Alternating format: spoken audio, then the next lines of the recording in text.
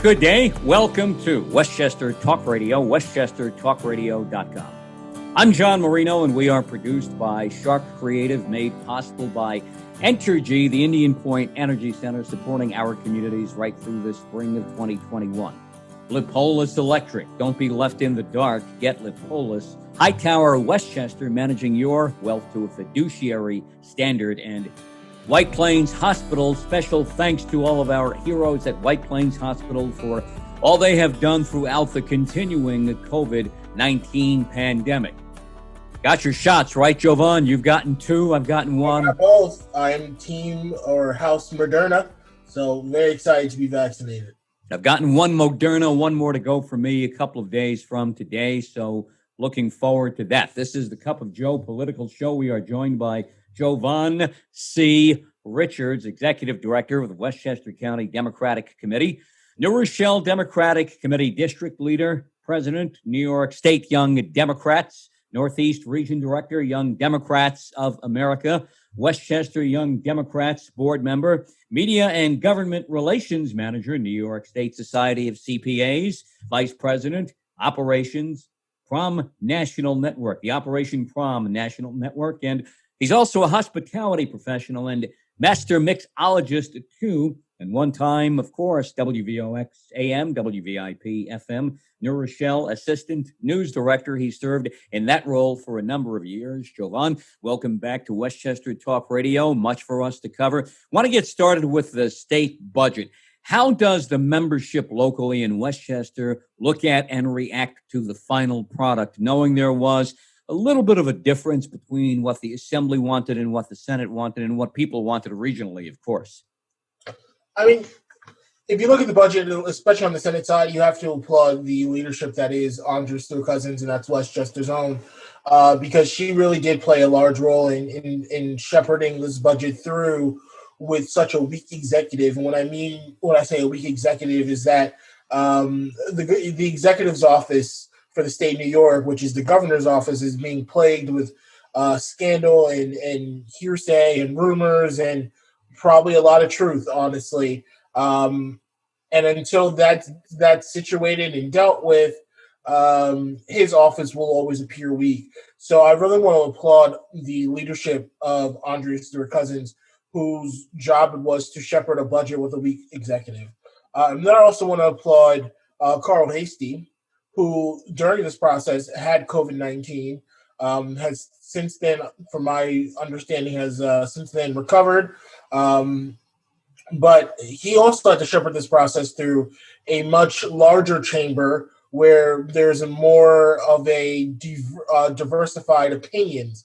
In the assembly, you have what I like to call the progressive Democrats, the liberal Democrats, and the moderate Democrats. And then you also have a side of Republicans. Now, in the assembly, much also like the Senate, we have a supermajority. So we don't have to really worry about the side of Republicans in either house. What we have to worry about is coming together and understanding each other as Democrats and as the left, so that we are producing and shepherding a budget that is suitable for not only, the 1% of New Yorkers, but the entirety of New York, from upstate to downstate, from west to east, from central to southern tier. And I believe this budget has really done a great job.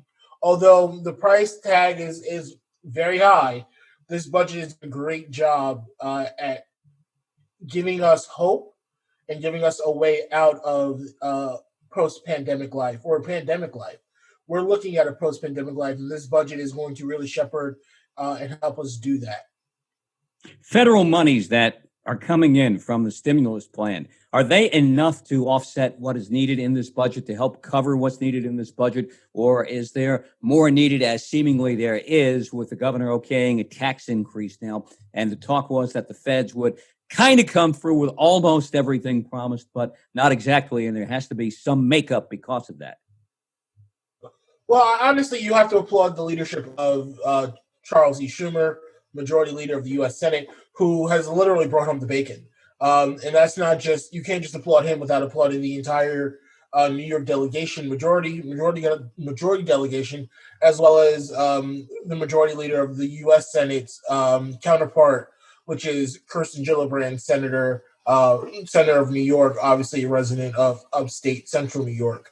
So you really have to applaud our delegation to the U.S. Congress in both houses because they really did bring home millions and millions. We're talking 400 and some odd millions of dollars, and that's only some of the money. I recently had a conversation with Chuck Schumer, and he broke down where a lot of this money is going to. Yes, a lot of this money is going to the state, but you also know where Chuck Schumer is designating a lot of these funds directly to municipalities. So they're going directly to counties, directly to cities, towns, and villages, as well as New York's massive hub, which is New York City.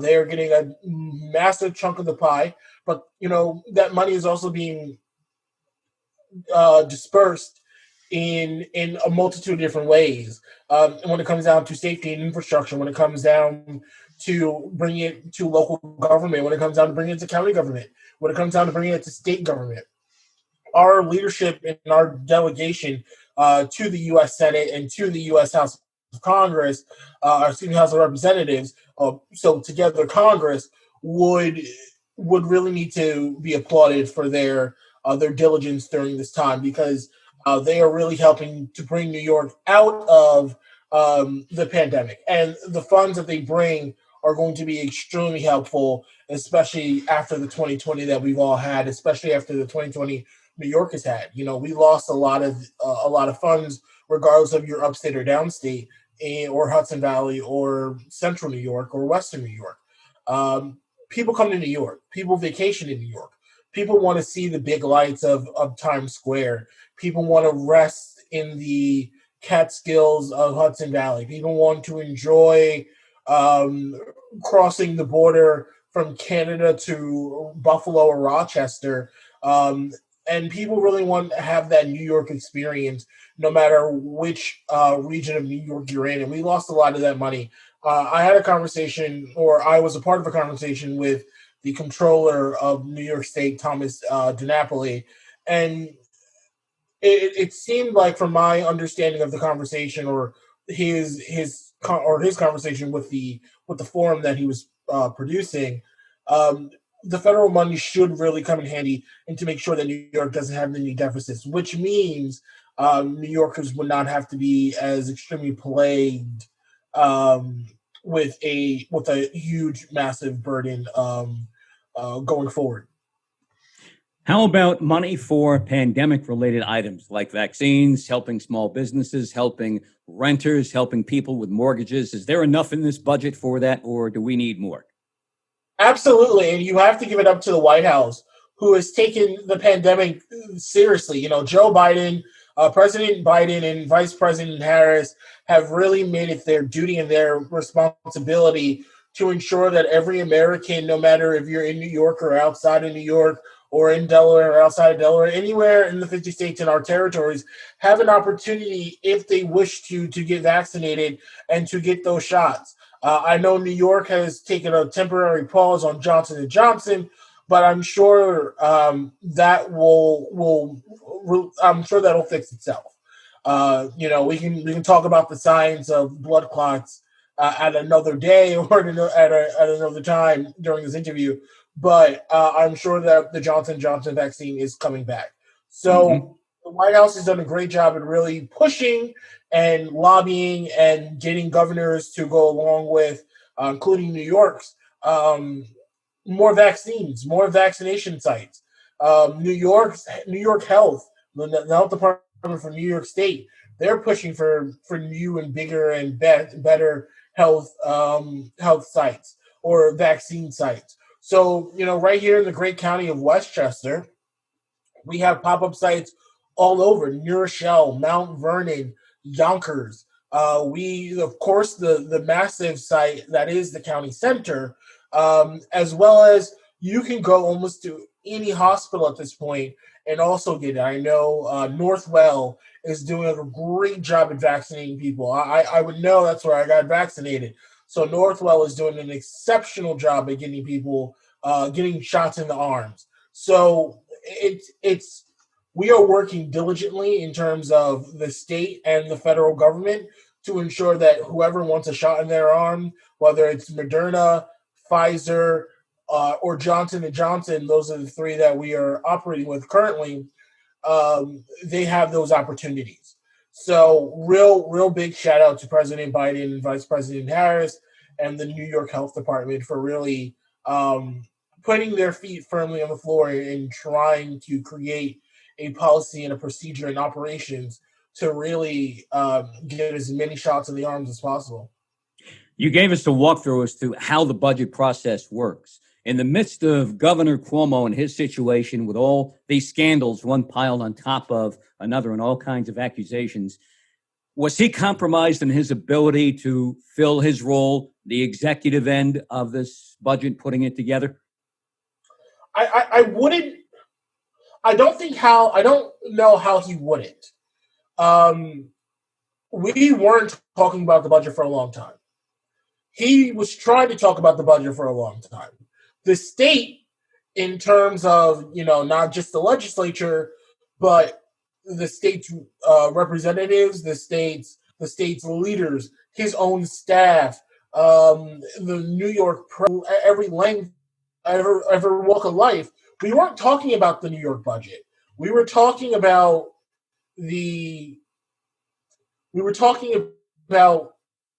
his problems. We were talking about everything but the budget. So, yes, I've been in office in these negotiations were weak. Now, for a long time, we've heard, the governor wants to do cannabis. Over the last 4 years, we haven't seen the governor really actively push cannabis. The governor is weak. The executive office is weak. Cannabis gets pushed through. Cannabis gets passed. He signs cannabis. You're seeing where the executive office is weakened. I believe wholeheartedly that the executive office does look weak right now. How about controversial issues like marijuana legalization, which was talked about for a number of years? It finally happened. You can possess up to a certain amount of pot now legally in the state of New York. Beyond that, is it unfair to set a cutoff point as to what's legal possession-wise and what's not legal? If you're going to make it legal, well, how do I know if I'm walking the street and I got 3 ounces and cop says, well, you got too much on you, I'm going to take you in. Well, I thought what I had was legal, or maybe I had 4 ounces and 3 ounces is the cutoff point. Well, I don't have a scale with me. I didn't know I had 4 ounces on me. How do we play fair with this now? I mean, listen, the bill is extensive. It is massive. It is a step forward for New Yorkers. The bill decriminalizes marijuana.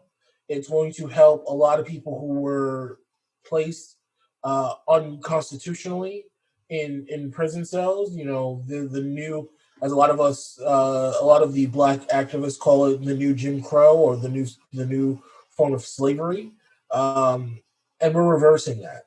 Slowly but surely, we're getting to a place where we can operate, where you're now allowed to have a certain amount of cannabis on you, certain amount of marijuana, whatever you want to call it, weed, cannabis, whatever you prefer. Does the bill go far enough? Some say yes, some say no. I'm a bit indifferent. I think there could be more to the bill, but I understand what needed to get passed. This is only square one. You can't do everything at square one, but I believe the team did as much as they could, and I'm thrilled that they were able to get as much done as they were. Mm-hmm. So, to answer your question, it's called the Marijuana Taxation and Regulation Act. I want you to focus on taxation and regulation. because those are the two biggest components of the bill and why this bill did see the light of day and why it was passed. In the position we are in currently through COVID-19, where the state has lost a lot of money, although we are being helped federally by our federal representatives, the state needs to start making revenue as much as possible and as soon as possible. And cannabis is a great way to do that. Regulatory, there's a reason why there's a reason why the legislature or the government doesn't want you carrying 10 ounces of weed. We don't want you selling it illegally, nor, I apologize for saying weed, but I believe, the government doesn't want you selling it illegally. The government doesn't want you farming it and creating it without the regulation, without you being a regulatory of in so doing so. You can't sell cigarettes, you can't sell alcohol without having a permit, without having that regulation. And as we grow the body that will regulate it in New York, I think it's very important that we treat it much like tobacco and alcohol, and that's something that the government is doing. Have 10 ounces, 20 ounces of cannabis on you. Regulation is regulation. I understand that you can carry you can carry 15, 20 bottles of alcohol, but if one of those bottles is open, you can also face a lot of dangerous charges and Right. be in trouble. Mm-hmm. I understand that you can buy as many cigarettes as you want, but once you start selling them loosely, you can fall into some trouble. Now, I'm not saying that this trouble should be your death in regards to Eric Garner. I believe his death was a murder, and I believe that he needs to be. To me, he got killed because the state wanted their tax money. They were so incensed that somebody was selling loosies on the street. You're going to bother a guy for selling a few loosies? As I say that, I wear I wear the "I Can't Breathe" shirt, not only for Eric Garner, but of course for George Floyd and the many countless others. So, this is what we're talking about, right? So that's the regulation. The taxation is important, and as is the regulation. What about expunging criminal records of people who've possessed and been convicted of carrying, using, selling marijuana in the past? So when you're talking about expunging criminal records, I think that was the main roadblock. Honestly, decriminalizing cannabis. I think that was the main roadblock for a lot of people. A lot of people didn't understand why you should decriminalize marijuana. They didn't understand why you should be releasing those in jail for having 4 to 5 ounces of cannabis on them. And although for some of us, it's like, well, why wouldn't you when you're now making it legal to have that amount? A lot of people, this goes back to the new form of slavery. A lot of people thought they deserved to be there for whatever reason. And when you make a mistake, you should be able to learn from that mistake and properly fix it and go through the channels of being, not doing it again. When we send people to jail for 5 ounces of cannabis, they've made a mistake, but they're not learning their lessons within jail because once they leave, or if they leave, they face challenges that most of us would not be able to overcome. They face not being able to secure a job, a home, a future for themselves or their future kin. And that's a problem. So decriminalizing this was a big step. It was probably the biggest step and the most important step throughout the process outside of taxing it. But decriminalizing it was and is necessary. We see the George Floyd trial going on the last couple of weeks here on Westchester Talk Radio with Jovan C. Richards, Executive Director of the Westchester Democratic Committee, the George Floyd trial out in Minneapolis. Now, I understand the defense lawyer has to do what he has to do for his client. I believe you do that as a defense attorney up to a point, and then if you know something's wrong, you have to do the right thing in one way, shape, or form, whatever that might be. I've seen some pretty creative defense attempted. For example, the claim that, well, George Floyd died because he took in carbon monoxide from the police vehicle, which a former Maryland medical official, testified to on the witness stand, said, yeah, that's true. But when you stick your knee on a guy's neck for 10 or 11 minutes, I don't think much else counts at that point. Your reaction to the trial so far and what you've seen and what you think might come? Honestly, I never predict an outcome for a trial like this, because every time I believe the prosecution did its due diligence and did its job, and the defense could not defend their client properly, the verdict winds up, coming back not guilty. So I never try to predict. I think the prosecution did a great job. I think the prosecution could have done a better job, but I think the prosecution did a fair job at showing the case for what it was, a murder. The coroner, the person that performed the autopsy on George Floyd, called it a homicide. The prosecution proved that it was a homicide. The defense did their best to try to take away that narrative, sit on the narrative that it was justified, when I think we all know it wasn't justified. And, I was watching this past week, Derek Chauvin decides to plead the fifth. I know to a jury that means nothing, because in order for them to do their job properly, they can't hold his silence as a verdict of guilt. But we can. Court of public opinion can. He chose to be silent instead of speak up for his actions. Everyone else in the force, almost everyone on that force that testified to everything he did was wrong.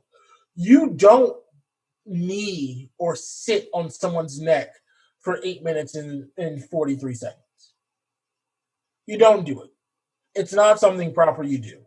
What about his partners? He had 3 partners out there, or equally responsible accomplices here. Don't you, as a cop, at some point have to step in and say, even to prevent your partner from getting into trouble or even further trouble after a certain point, step in and say, okay, stop? Equally responsible, in my opinion. Equally responsible, in my opinion. They did nothing. We're trying to control the crowd. We're trying to do this. You know why there was a crowd formed, John? Because there was a man dying under another man's knee. That's why there was a crowd. Because the man dying was screaming out for his mother, was screaming, "I can't breathe," was screaming out for help. And you know what that crowd did? Did their best to help. Everyone in that crowd that testified in this trial cried, because they knew they didn't do enough to help George Floyd and probably and possibly save that man's life. Mm-hmm. But I look at incidents like a George Floyd and Eric Garner, too. I look at incidents like that where you have partners. How many other cops were there in the Eric Garner incident on Staten Island? A number of other cops. Daniel Pantaleo is responsible for what he did. Doesn't somebody else in your group have to say, okay, stop, enough? Daniel Pantaleo had a partner that also helped. So you can't. It's not one. It's the many. More times than not, it is the many. It's also the police union defending their officers. I'm one you in solidarity. I believe in unions, but the police union has got to go, because when cops perform poorly or their judgment was not, it's not great. They don't need to be backed up for their job, that police union needs to be the first entity, calling for their resignation.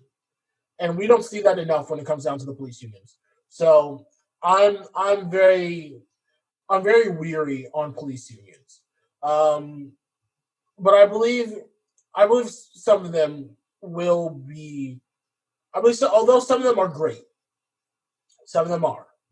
I can't lie. Some of them understand the troubles and the trials and tribulations of being a police officer, and they understand the dangers that they face each day. But others don't understand when a problem has arisen, that it's not their job to fix that problem. It's their job to be the voice of conscience and the voice of reason when it comes down to working on behalf of your member. And if your member is wrong, you should be the first ones to say, you know what, you were wrong. This is bad. We can't back you here because this is not what we signed up to do. We're better than that. We're cops. We have a better responsibility. And I don't see enough police unions doing that. We've had a disturbing week. Brooklyn Center, Minnesota, Chicago, Windsor, Virginia. You put up a Facebook post last night about wake me when I see people who are really interested in discussing police reform and gun control. Words to that effect, basically.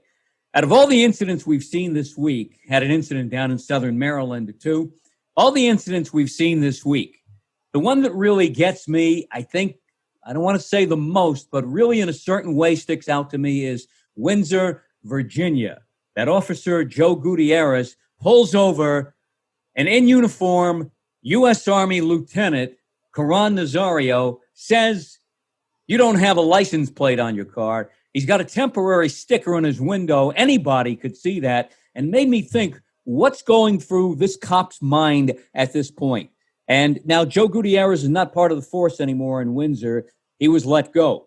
But his partner is still on the force. He has to be, quote, retrained, unquote. To me, that's another situation where the partner's going to step in and maybe even, punch him in the chest or shove him back and say, hey, Joe, knock it off here. Let's see how we could, fix this situation and we'll go home and see our kids.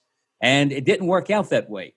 It just, the whole process of what happened there, having him come out, dragging him out of the vehicle, putting him down basically on his hands and knees, just made me think to about another time in this country. The post that I wrote that day really spoke to my soul, because the death, the harassment, the anguish, the constant fear for one's life when one is a person of color is real. Walking outside of this apartment, walking outside of my home, I am forever hit with the reality that today might be my last day. Not because the good Lord made it, but because someone decided that they were going to be on the power trip and use me as an example. I've been stopped and frisked. I've been pulled over while driving black. What you've seen, I've participated. I've been in it. I have the story. Fortunately, I have the T-shirt, and I can write a book on it. My experience is not a solo experience in my community. Many individuals that look like me, black, brown, as you can also see Asian, AAPI, our AAPI community equally, we're all being harassed. We're all being murdered. We're all being bullied because of the color of our skin. And when I said, I'm going back to sleep, wake me when someone's ready to have a real conversation about how we police our communities, I mean it. We need to rethink how we're policing our communities. New York State has done a decent job at beginning those conversations, but we cannot just let that be the standard. We have to create a better standard. We have to create a federal standard. And when I said we have to rethink how we look at gun reform, I meant it. We have to relook how we treat the Second Amendment, how we look at guns, how we allow individuals to have guns. John, not only have we seen a young 13-year-old Hispanic boy die at the hands of police, after we have already seen a black man harassed and bullied by the police, after we already seen another black man killed at the hand of the police, all relatively young men of color. You know, we've seen two black men, we've seen a black man die, we've seen a Hispanic man die, we've seen a black man be bullied. And to top this week off, because it wasn't hell enough, right? We are A, still in a pandemic, and B, we have seen multiple, but this one takes the cake. Multiple gun violence episodes, mass shootings to be exact. Mass shootings again and again. This one at a FedEx in Indianapolis, Indiana. Right. When I saw that crawl on the screen middle of the night, I said, wait a second. Am I really seeing this here? I had to look like 3 times to make sure this happened like right now. When will we learn? There has to be a learning process here. We've seen mistake after mistake after mistake after mistake. There needs to be a federal law that regulates firearms, deadly weapons. There is law after law after law when it comes out of cars. There is law after law after law when it comes down to planes, trains, things that could kill you instantly. But there is not enough laws about gun violence, about gun reform. We need to reform how we give guns to individuals. There needs to be a waiting period. There needs to be a application process. And the NRA needs to take the biggest hike up the biggest hill and never return, because they are the problem. We desperately need to A, rethink policing, B, rethink how we give guns to individuals in this country. We need police reform. We need law enforcement reform. We need gun reform. We need to rethink the Second Amendment. We need to reform those entities that are killing Black, brown, AAPI communities. Killing them in cold blood. Unwarranted death, unnecessary deaths. You look at Brooklyn Center, Minnesota. And the cops pull up. Dante Wright's taken out of his car. He jumps back in, and you look, I see Bernie Kerik, former New York City police commissioner. I thought he spoke wise words about this, no matter what you think of his administration in New York City as police commissioner. He said, why does this department, if they want you to use your taser out in Brooklyn Center in your non-dominant hand, have your taser line up with your handgun on the same side as your dominant hand? How do you know what you're reaching for at that point? And he's right. Heat of battle, I reach back, I think I have my taser, I'm pretty sure, but if you're off by an inch, somebody winds up dead, maybe more than one person, maybe you wind up dead too. And that's where police retraining comes in. Listen, John, I've held a gun and I've held a taser.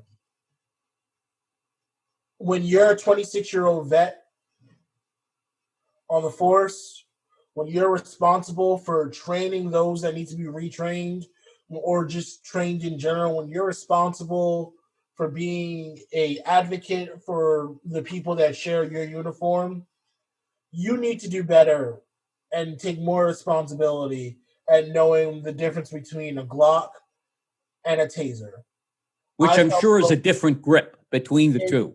Let me tell you, John, the grip, the handle, the butt of a gun is long, it's cold, it's metal. You know, and it's thick. It's thick, it's heavy, John. It's heavy Mm-hmm. versus a plastic, bright color, shiny laser and taser, excuse me. And another thing, in the video you hear her screaming taser, taser, taser, which is something you're supposed to do. But you also know what you're supposed to do when you're screaming taser? You're supposed to find the light that the taser is pointing out of. Because in every taser, there's a laser light. And it points to where that taser is going to hit that individual. John, did you see a light? Because I didn't. I didn't see a light. Because No. there was no light, John. Because No. she was not using a taser. This is the problem. This is the problem. And it's not about dominant and not dominant hands. You know what side you know exactly what side your taser is on and what side your gun is on. If you are right-handed, you know when you patrol and you walk up to the side of a car, you see an individual or a law enforcement's hand on their pistol. Maybe we need to start retraining cops and put their hand on their taser. Or just not have their hand on a dominant object that is a deadly weapon. I think we need to again, this all goes back to rethinking and restructuring and reforming how we police our communities. Dante Wright couldn't. We all think of different solutions in a situation like this. Something that came to mind to me, not that I think it's a great solution.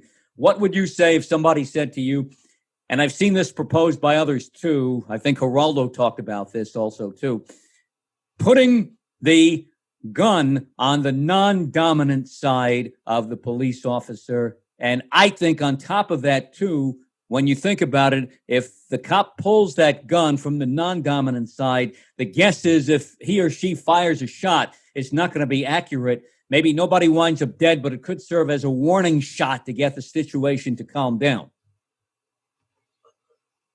To be fair, John, I don't think it matters what side you have your gun on. I don't think it does. I think there's a difference between a gun and a taser, and I think once you're on the force and you've held, or not even on the force, once you've held both a taser and a gun, you know the difference. Mm-hmm. One has a serious kickback, and the other one doesn't. Mm-hmm. It's about right and wrong. It's about knowledge. It's about understanding, and it's about accountability. And it does not matter what side the gun is on. It doesn't. Your thoughts on Chicago and that police body cam video being held for 2 weeks before it was released? Does it seem like a situation where Chicago cops and maybe the mayor's office decided that we have everything else going on this week around the country, so many other incidents, that it might be a good idea to get this out now in the midst of all of it and try to get as much transparency as possible before somebody beats us to it and changes our narrative? I don't know what was going through the mind of Chicago during that time, but, my heart goes out to that young boy, 13. 13. My heart goes out to that young boy's family, and I pray that they get the justice that they deserve. 13, John. 13. Mm-hmm. I can't. I have a younger sister who's 15 years old. She just turned 15 not 2 weeks ago, and I heard of this story, and I automatically thought of her because she's 2 years older. She's 2 years older than that young boy in Chicago. 13. If you had a chance to put your 2 cents in on police reform, what would you suggest to kick things off and get us started? I think we have to relook at how we respond to incidents. I don't believe a armed officer needs to be at accidents. If it's one, I don't believe I don't believe an armed officer needs to be at a fender bender. I think if you are reporting a incident of some sort, I think there is a way to call the emergency services. Emergency services responds with a an officer of what that incident requires. Obviously, if it's a domestic violence incident, then yes, maybe an armed officer is best. But maybe that armed officer needs to be joined or partnered with a trained psychiatrist, a therapist, somebody who understands mental health and understands different dynamics than an officer of the law. I think we need to start looking and rethinking in the process and the principles and the procedures that this government and this nation has created when it comes down to policing. I don't think I need to see an armed officer of the law at a fender bender. I don't Mhm. think I think I need to see more officers of the law understand mental health, and I think I need to see therapists and mental health professionals being, deputized in the eyes of the law, so they too can help those suffering a mental health issue. Um, I believe. Listen, I believe there are great cops out there. I believe there are more good cops than there are bad cops, but there are no good cops as long as there are bad cops. One rotten apple does spoil the bunch. And until we get those rotten apples out or we reform them, which I don't think is possible, I don't think there's a way to reform a power trip type of a person. A ego that is meant for just sheer want and need of power and having power over people that don't necessarily, can't speak for themselves. I, How I do don't. we find that person before we let them on the force? I Which think. to me, that's a I big think problem. honestly, How do we find that person you, before he's I, allowed I'm to? I'm confident that you see it in training. I'm confident that you see it in training. I'm confident that individuals going through psych evaluations would see a power trip. I'm confident in it. I'm confident. If we started doing psych tests and we started looking into um, officers, records, I think, and we that's something we can do now, thanks to the repeal of 50A. But I think you see it in training. I'm almost certain you do. You know when someone's on a power trip, and I believe we need to start looking at body cam footage regularly instead of when incidents happen. That's an interesting thought. We don't, watching after incidents happen is not helpful for anyone. You hmm know, there should be a body that looks at um, body cameras regularly, and if there is an incident, we call that incident out and we seek an understanding of the incident. hmm So that's my 2 cents, and that's how I would start relooking police reform. Maybe at your precinct, when you end your shift, you have to turn in your body cam, just as I think here immediately, based upon what you just said. Maybe go to your precinct when your shift comes to an end. You need to turn in your body cam. Not that it's going to be checked every day. I don't think people like to work under that kind of a situation with the boss always over your shoulder, but some sort of regular evaluation of what you happen to be doing day by day. And if it means a force Monthly, has to invest in more body cams, you do that. absolutely, monthly, weekly, bi-weekly, some type of regulation that we need to start looking at in terms of rethinking and re-looking at police reform and rethinking of procedures that best help the community without the possible loss of life. And I think we need to ensure that people have the best understanding of each other. How about gun control? You talked a bit about that a few minutes ago. Let's go back to that. Governor Phil Murphy, within the last 24 hours, over in New Jersey, right next door, has put together a 13-point plan to reduce, hopefully, gun ownership in his state, in the Garden State, and to make sure that if you have a gun, it's in the hands of a responsible person. Some of the points that Phil Murphy has addressed included in his plan requiring firearm safety training, mandating safe storage of firearms, banning 50 caliber devices, closing the loophole for allowing out-of-state weapons to be brought into New Jersey. Also regulating school shooting drills, increasing violence intervention funding, and holding the gun industry accountable, as you alluded to as well. Now, that's a lot. There's a lot more with his plan, with his proposal. In this state of New York right here, do we need, and it's pretty tough to own a gun in this state as is, do we need even tougher laws on the books that maybe need to be addressed at the state budget level when you put the budget together, like we just did now? Yes. That's all the answer you need. Yes. Yes, yes, yes, yes, and yes. Because we need all of that. I applaud the efforts and the leadership of Governor Murphy, and I believe that New York can do. I believe New York is on its way to doing something very similar to that. But we also need to put procedures in place. How do we know a good gun owner is keeping their gun in a lockbox? Maybe we should do a random check. Right. Maybe we need to have that. Maybe we need to have that regulation. A lot of that to me is like being a cop, because a cop has a gun, person wants to have a gun. So the same standards, at least to me, have to apply. It's not a game. When you have a car, right, you have to get registered with the state multiple times. You have to pass a test to get a license. You have to pass a test. Let's say you have a car that's not registered, right? Right. And you go to a mall, and as the meter maids are doing their job, they're looking at your registration. Right. And that's a ticket.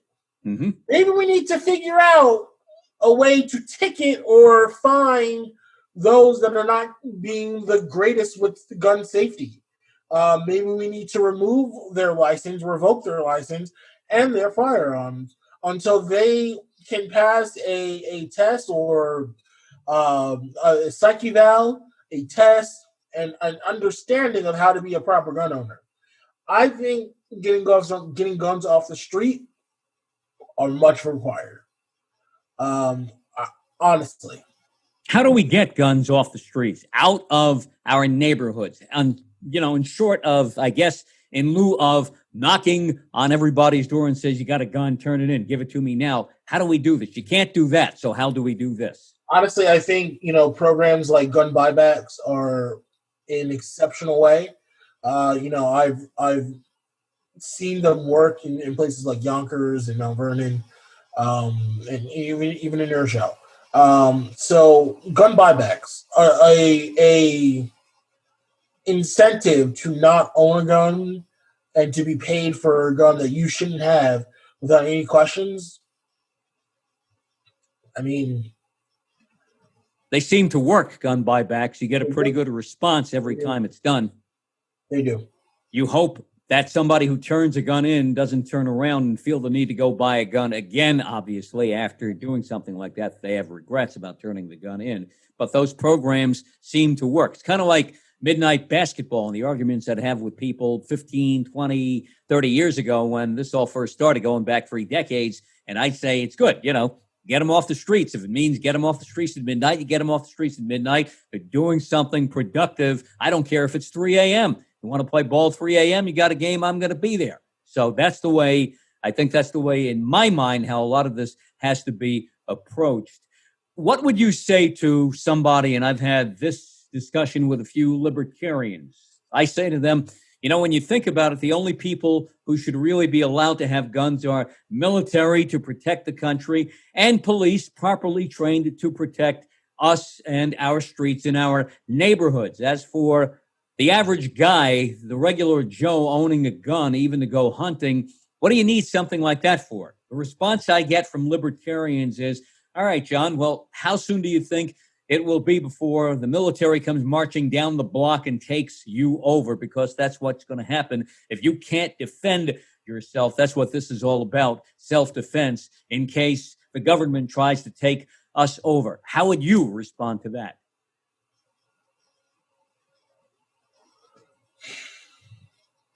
It's quite a thought.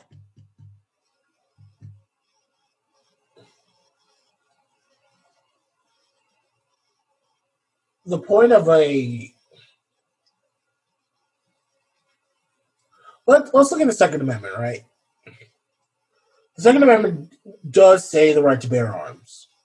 But there's a lot before those words, and there's a lot after. And the key phrase that a lot of people forget is in a regulated militia. In the times of our founders, redcoats were still plaguing this nation as though they had power here. So they needed to protect each other and protect themselves. But we're talking about a musket, a 3 to 4 step process depending on the gun you owned to shoot. You needed the musket ball, you needed the firepower, you needed the charging rod or the charging rod. You might have also needed a cleaning rod depending on your model. In case of fire back, there's so much you needed when our founders wrote these laws. We live in 2021 where the defense of your home should be at the hands of those law enforcement. But let's say you're a hunter. Okay. This is a sport. People do it. People are responsible. And as long as you're responsible at doing it, then sure. But no one needs a semi-automatic. No one needs a gun that can shoot 35 bullets, 25 bullets, 50 bullets between 0 and 30 seconds. Mm-hmm. Or take a handgun, snap a device on it, all of a sudden it turns into a military-type weapon and a flash. It's not necessary. We spend this country. We've lost a lot of credibility in a lot of areas within the world, but the one credibility that we haven't lost is having one of the most expensive militaries in this world. So I don't think we're fighting redcoats any longer. I don't think we need. I don't believe we have regulated militias out here. The Second Amendment needs to be revisited and needs to be reformed. And folks need to understand and read the entirety of the Second Amendment. Was the Second Amendment intended to just have a gun anytime you want or not, considering the Second Amendment was put in place hundreds of years ago? I try to make it not my job to tell people how to live their life and how to manage their home. If you honestly feel like a weapon of, some small handgun weapon properly stored in a lockbox away from children, away from animals, away from anyone that can randomly get in with a code, then fine. But more times than not, that same weapon is used in your own accidents or your own murder. Mm-hmm. And I firmly believe that we don't need more handguns on the street, whether they're in a safe lockbox or not. I think we need less. Mm-hmm. And understanding and realizing that the weaponry of today is not the musket of 1765. It is not. This is not 1776. Technology has reigned supreme, where you can buy a Glock 19 or any Glock, really, add an adjustment to it, and it becomes a whole nother weapon where you can kill 12 people in the matter of seconds or minutes. Jovan C. Richards, Executive Director, Westchester Democratic Committee. Just a few days ago, a Westchester icon passed away. Rapper, hip-hop legend DMX, Mount Vernon born as Earl Simmons, raised in Yonkers, died in White Plains. That's about as Westchester of a guy as you can get. What is to you and to the communities that he came from, where he grew up, what does he mean to people?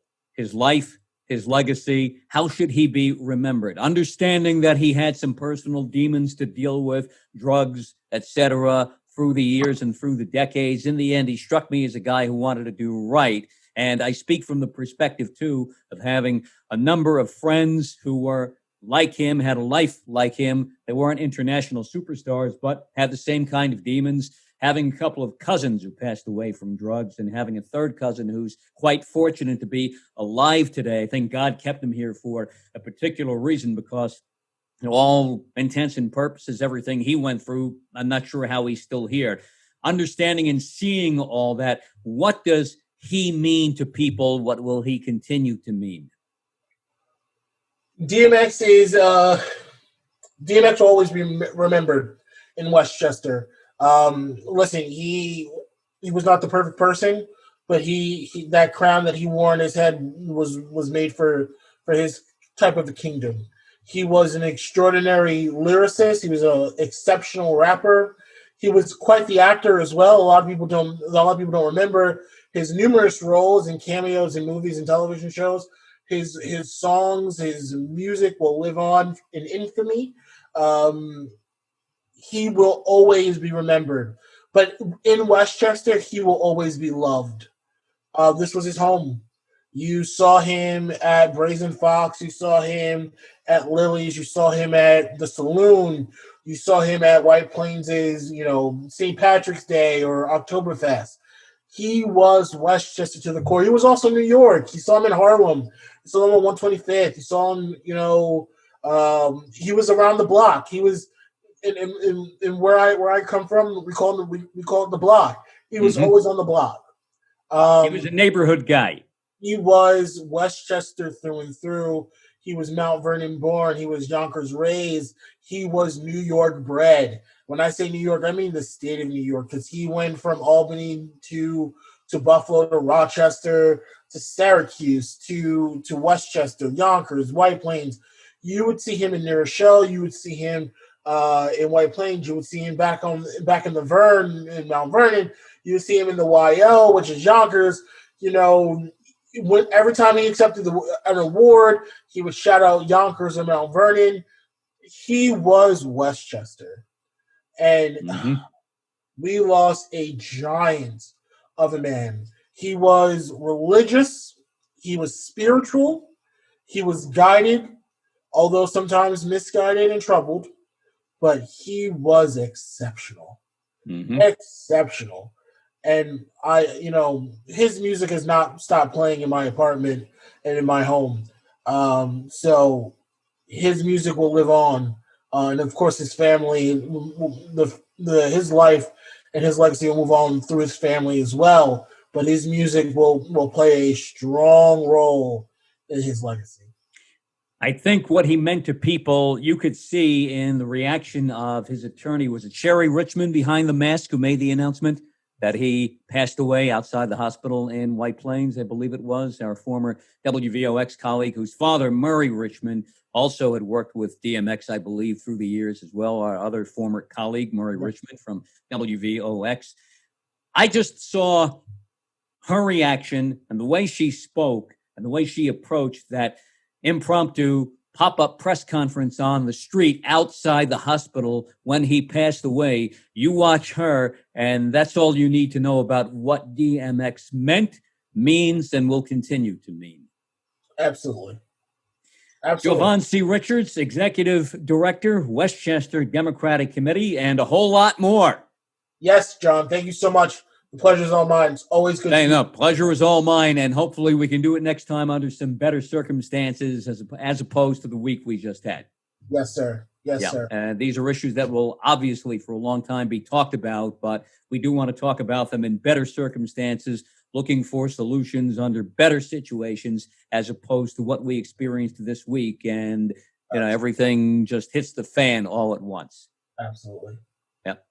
Thanks, Jovan. Catch all of our Westchester, Fairfield County, and the Lower Hudson Valley Sharc Creative Network programming, Rockland, Dutchess, Putnam and Orange County Talk Radio programming, right here on our YouTube channel, Sharc Creative, Westchester Talk Radio, the Cup of Joe political show. I'm John Marino, and we are made possible by Entergy, the Indian Point Energy Center, supporting our communities right through the spring of 2021.